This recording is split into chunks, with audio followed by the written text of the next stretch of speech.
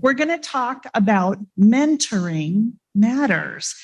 We're going to hear from Tracy Szymanski. She's the Director of Patient Transport Support Services at Sunrise Hospital and Sunrise Children's Hospital, a Hospital Corporation of America facility.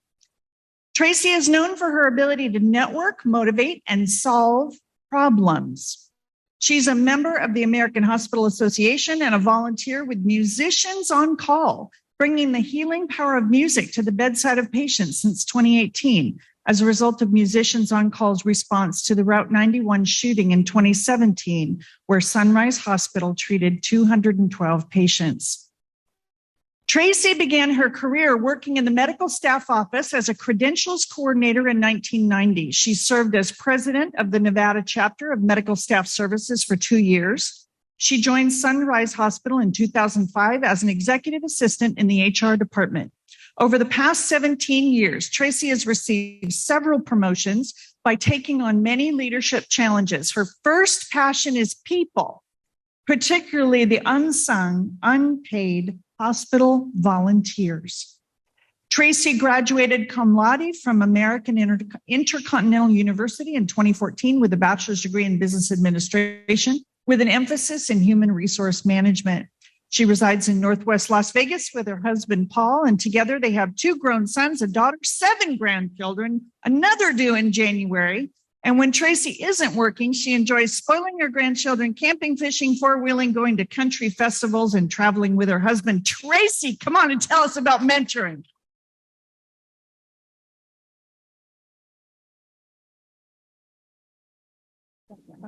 She makes me sound, oh my gosh, I guess I kind of wrote that. That sounds so, but she delivers it so much better than I wrote it, I think. Thank you so much.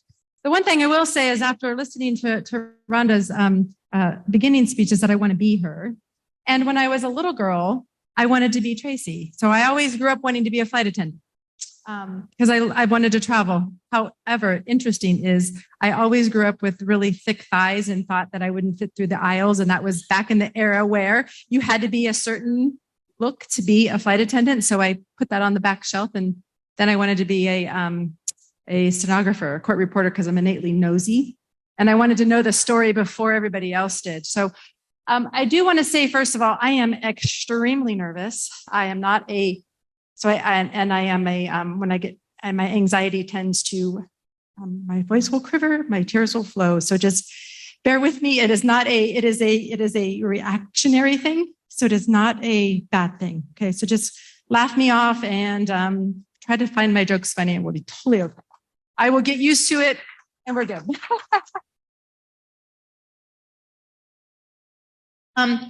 This little Post-it note is really my life, and it has been my life for a very long time. My husband actually picked this up because my mentor, which to be perfectly honest with you, was my GA sponsor. So I am a very grateful recovering compulsive gambler. So Vegas is the best place to be a compulsive gambler because there is a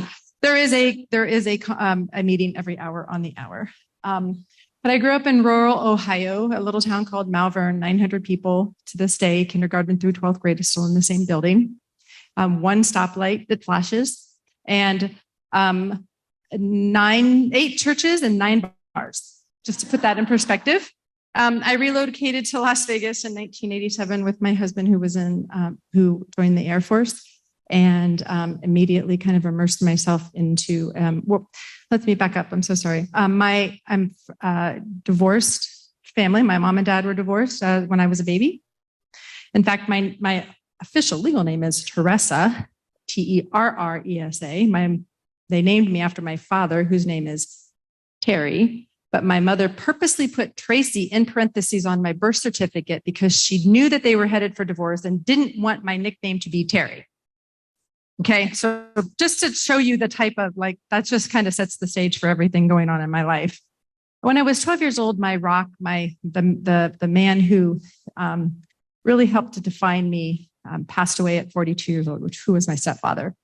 And at that time, our lives changed. My mom had to go back to work. I immersed myself in being the good kid, the responsible kid who immersed myself in getting good grades without trying. In sports, my brother joined the Navy. My sister, who was 3 years younger than me, started making really poor choices and had her first child when she was 14, her second child when she was 17. And I grew up with the, when are you going to screw up? Because everybody else has. Small town Mayberry, everybody knows everybody's business. Took the first chance I did to get out of town, married my high school sweetheart, moved to Vegas, and verbally, sexually, emotionally abusive. That lasted 2 years. Had enough. I'm dumb, fat, and ugly. Nobody else would want me. No self-confidence. Never would have thought in a million years that I would ever be a leader, let alone talking leadership to anyone. No, and then of course, married again, have 2 wonderful children by a man who is a good guy, can't rub 2 sticks together to save his ever-loving life, wants to be an entrepreneur, and I worked 3 jobs the entire time we were married just to pay the bills. Finally had enough of that. And I mean, literally, he's a camp host up at Mount Charleston, bless his heart. I traded love for money, never got an ounce of child support, but he loves his children, and he would have died if I would have said you can't see them if you can't pay. And so it mattered more to me that he had a relationship with his kids. However, that led to him having time with his kids and me being bored. Hence my relationship with the part of Santa Fe Station that I swear I paid for. I did some things that I was my daughter's cheerleading booster club president. So as the parents gave their money for me to go buy their uniforms and pay for competitions, I continued to gamble with their money. And I had a friend who was my enabler. So whenever it came time to purchase those things, she would make sure that I could, no one ever knew between payday loan places and things like that. Got into another relationship. This particular person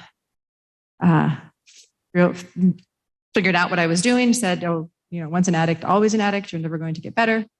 One thing you need to know about me, however, is that I am tell me I can't do something and I'm going to prove you wrong. I do not like hypocrites. So I tend to make sure that I, don't tell, I can't stand them. So with my little sister, by the way, she also passed away from a heroin overdose when she was 42. So the same age that her father passed away. So she never really addressed her addiction, and I was determined to address mine. So, but anyway, I also knew that going into the workforce, who's going to trust me, right? Like, there's no way. Why would they trust me? And I'm the person that'll stand on the rooftop and tell everybody and their brother I'm a grateful compulsive gambler, because it helped me realize who I am. It gave me tools in my toolbox to address and live my life and be able to help other people. And so I'm not ashamed of it, because before it, I had no relationship with God as I know him today. And all I can tell you is that the day I finally said, okay, for a year, God was my higher power was the stupid doorknob at the GA meeting, because that's what they tell you to do. And finally, one day I said, okay, give up. Whatever I'm doing is not working. And from that moment, I got the job at Sunrise, making $19.18 an hour. And every step I took, right? Like, I've quadrupled my money since that day, because I kept doing the next right thing by me, for me, with God's guidance every day since then. So, and I don't do organized religion. So I'm very passionate about the fact that you just need your relationship. Anyway, that's my own little spirituality talk. But anyway, I also realized that I'm an emotional leader, and I don't, that is who I am. That makes me who I am. And quite frankly, that's what makes me such a good leader. I had one of my bosses tell me, there's no crying in leadership. And I looked at him dead in the eye and I said, listen, I said, if this is my give a shit showing, you should worry if I don't cry, because that means I no longer give a shit.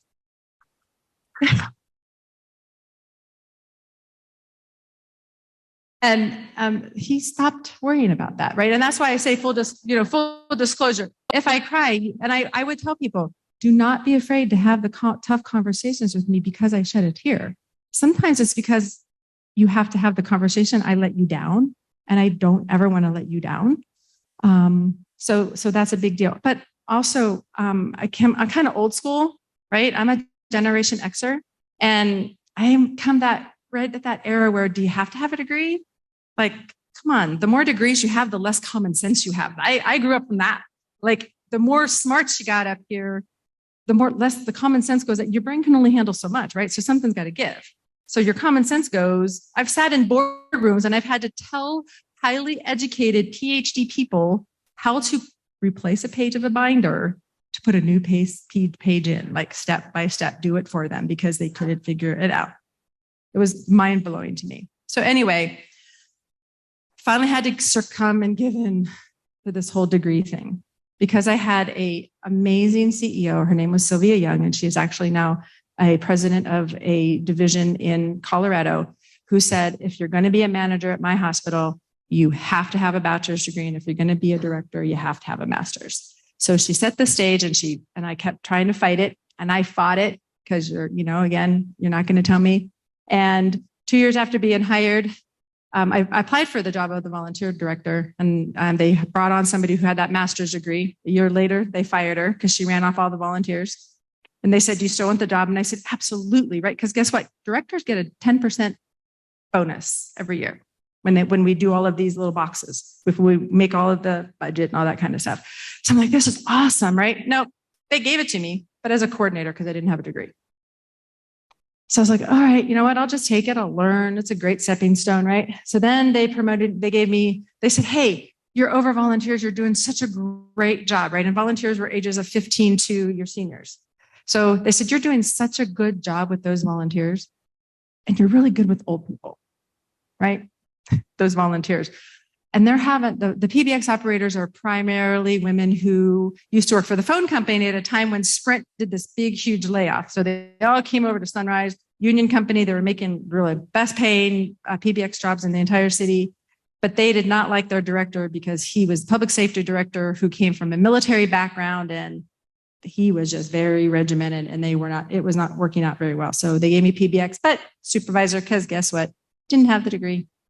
So I'm like, son of a gun. All right, see the writing on the walls, read the room.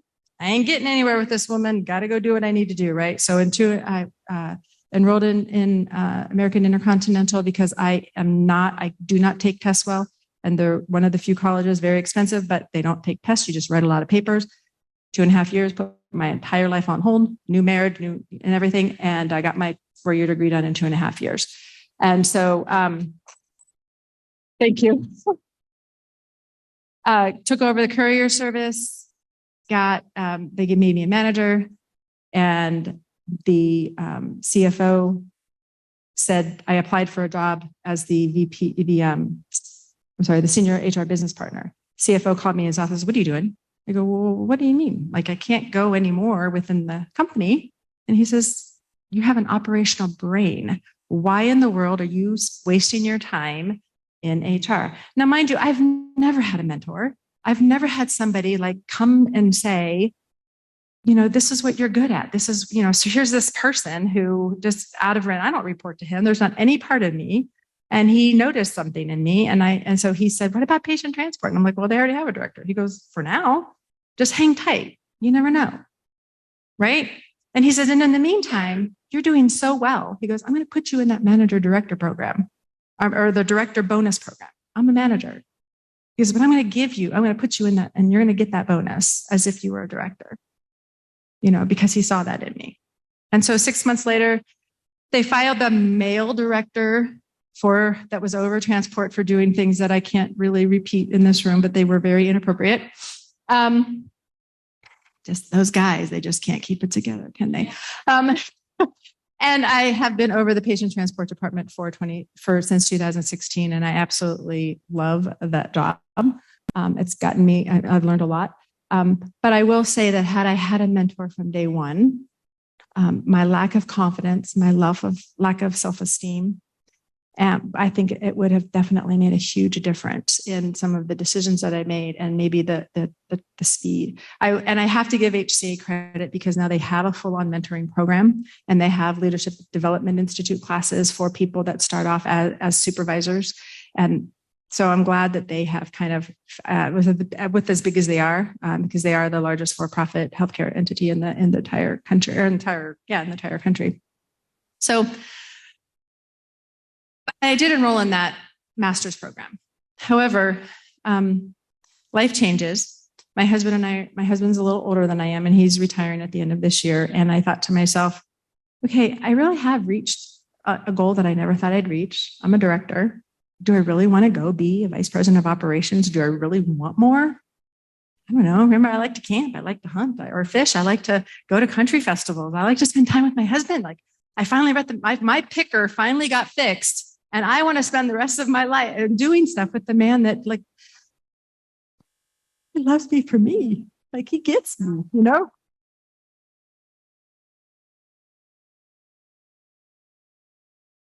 So I decided, of course, this weekend was the 5th year. And I hesitated putting this in here just because of the timing of this compared to the timing of that. But this has made such an impact on my life, and the decision that I made to stop going to school and to, I was halfway through my master's program, and I said, enough is enough, right? I'm tired of juggling. Mentoring meant so much to me, that and spending time with my family and my husband meant so much to me. I couldn't do both. And what is that master's degree going to get me? It's not going to get me more money. I don't need a promotion. So for me, and it was a personal choice, I chose, as a result of this, just to spend the time trying to cultivate the youth and get the future healthcare of tomorrow. As a result of all of this, my goal is to retire early, leaving behind a legacy that if a future nurse, future grad into the nursing or a tech, or Kate was one of my employees, you don't have to worry about whether or not they're a good employee, because if they weren't, I would have already fired them. My turnover rate is the highest turnover rate in the entire hospital. And that's on purpose, because I move them up or I weed them out. So my standards are high. I'm also very fortunate to lead all 5 generations. By a weird quinky dink, my ex-mother-in-law is my oldest employee. So we're not related anymore. So she's allowed to work for me. She's one of my PBX operators. She already has her career. She was retired as a manager for Station Casinos. And she is 77 years old. And so she is my only in the silent generation. Then we have, of course, our baby boomers, our Generation X, millennials, and our Generation Zs. So I have volunteers that start at age 15. The majority I have 130 employees underneath me. And of that, 100 of them range between the age of, excluding my volunteers, 100 of them range between the age of 18 and 25. So I have bottles of wine at night, not just glasses, for the record.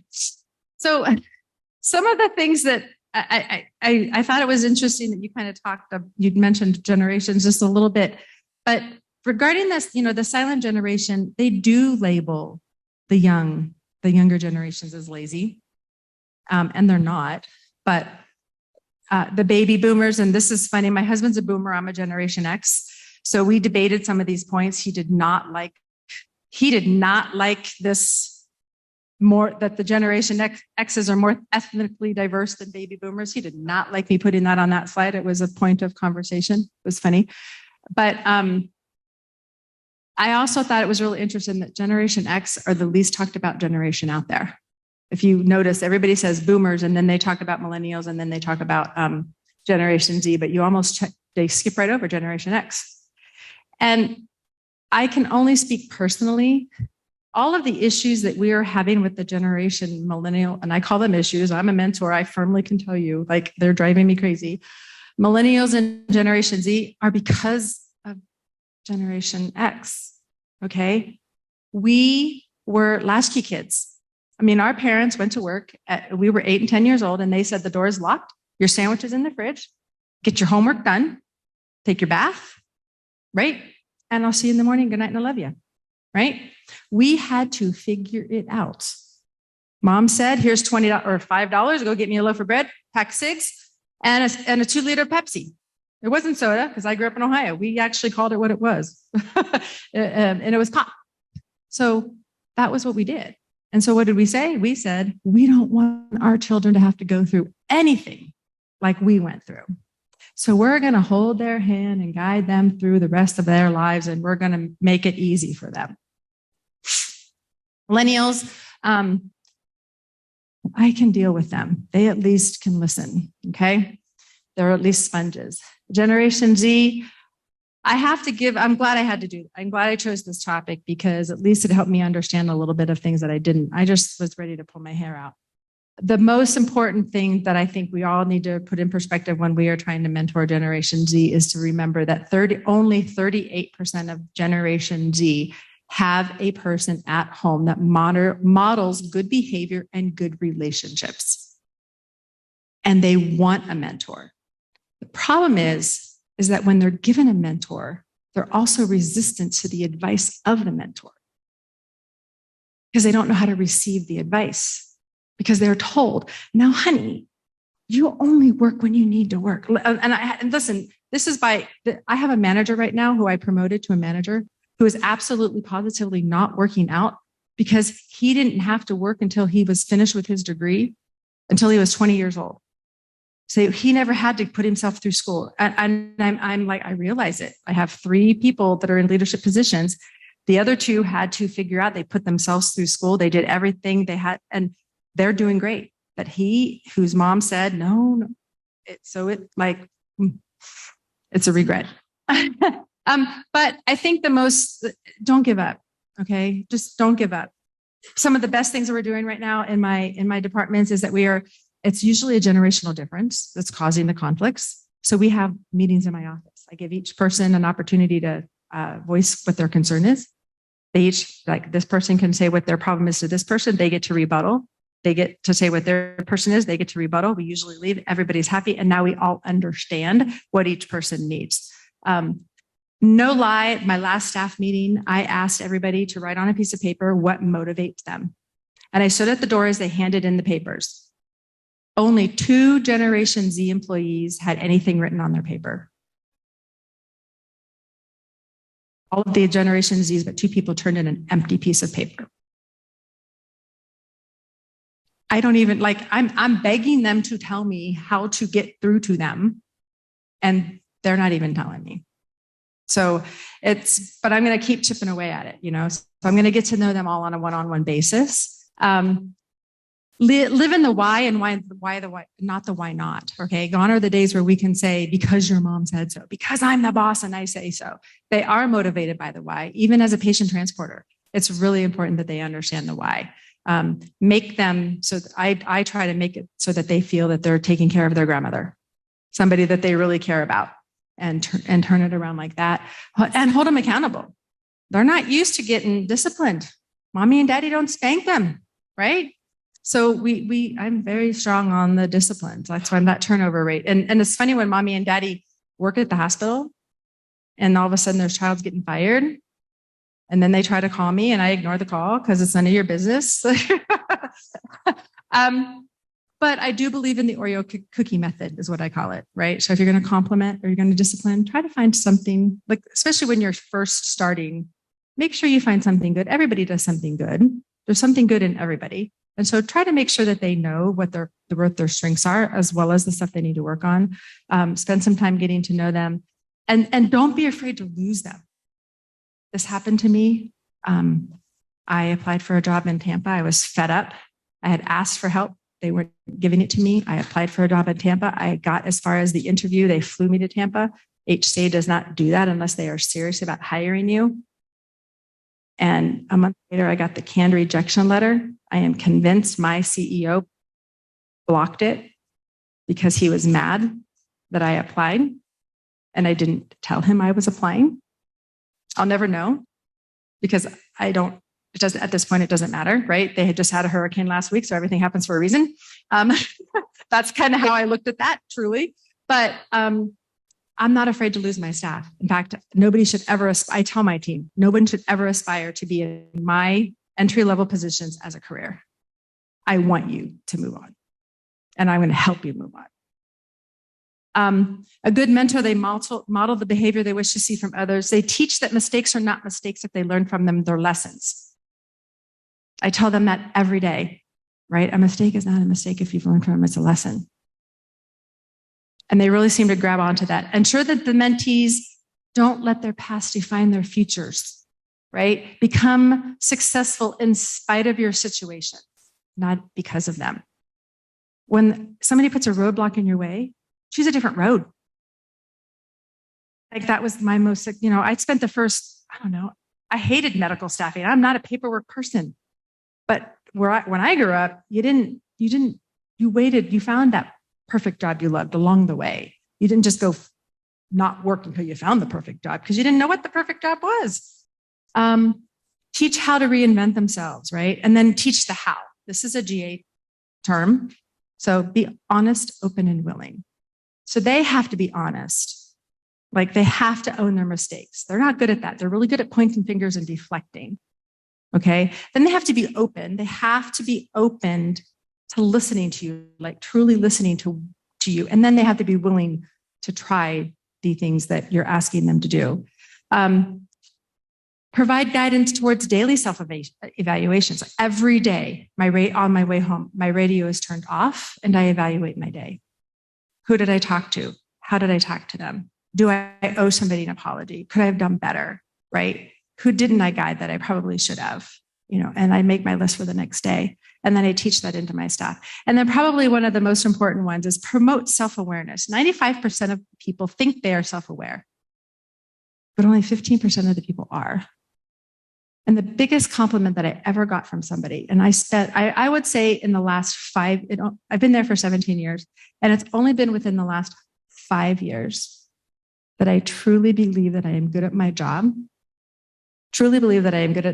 that I am no longer afraid of making a mistake and that I'm going to get fired, because there ain't no way in hell that they could replace me today with somebody that can do what I can do, right? And the biggest compliment I ever had was a year and a half ago, the vice president that I was reporting to looked at me and she said, I've never met somebody as self-aware as you are. I'm a crier. I know I'm going to say something wrong. I stick my foot in my mouth every day. And she just was blown away by, like, I'm spot on. I talk too much, like all of these little things. She goes, you are so self-aware. And most people think they are, but they're really not. So that's it. Like, I know I just hit the 30-minute mark. So